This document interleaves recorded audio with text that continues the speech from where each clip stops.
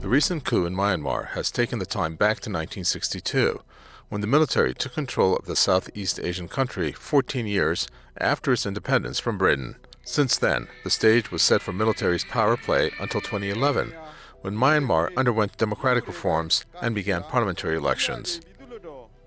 The military junta seized power on February 1 and declared a one-year-long state of emergency after detaining the de facto leader Aung San Suu Chi and members of her National League for Democracy party, among other elected government officials. The military claimed that the November election, in which Suu Kyi's party won with a landslide, was rigged. However, the Election Commission nullified this claim, stating that there was no evidence. While the ousted leader is under house arrest, Military Commander-in-Chief Min Aung Hlaing has taken power. Despite public opposition, he attempted to justify the takeover by saying the military is on the people's side and would form a true and disciplined democracy. That is while the military junta says it wants to hold a free and fair election once the state of emergency is over.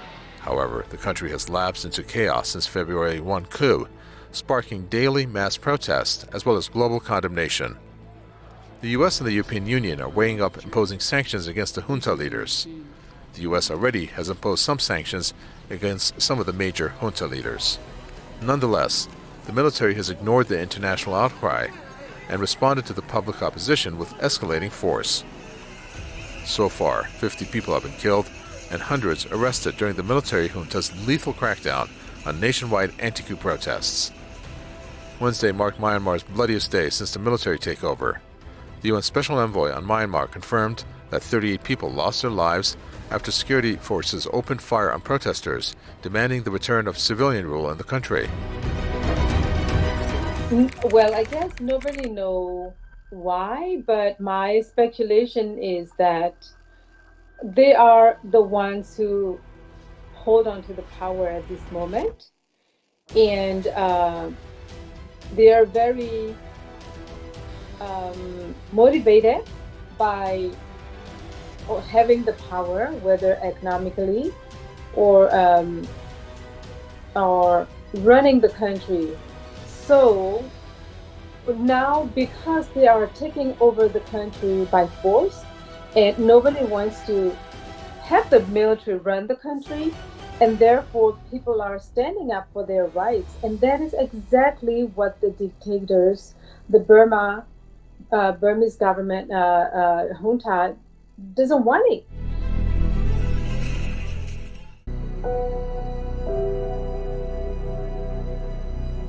Since the deadly military crackdown on the Rohingya Muslims in 2017, Aung San Suu Kyi's government has faced international condemnations. Following that, the West's interest in Myanmar has faded, and now with the military coup and the bloody crackdown on demonstrators, Myanmar is further alienating itself from the West. Moreover, as the Southeast Asian country is currently grappling with the impacts of the coronavirus pandemic and the military coup on its economy, the U.S. and the European Union are considering imposing sanctions. That could worsen the current crisis in Myanmar and push it into an ally's corner, namely China. The U.S. has already placed sanctions on Myanmar and has condemned the junta leader's harsh crackdown on the protesters. Moreover, the EU has also come out and condemned Myanmar's military, suspending development funds for the country. Yet what is interesting is how the Southeast Asian nations have so far rebuffed U.S. sanctions, which, in their words, has given the generals a lifeline.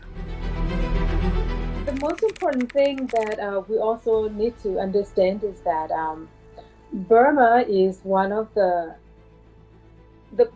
countries where China invests most. So, for example, we're talking about the projects that are linked to the China-Myanmar Economic Corridor, which is part of the Beijing Big Belt Road Initiative that's looped together a series of strategic ports, railways, and pipelines across the globe. No Asian country has come out supporting the sanctions and anti-Myanmar actions.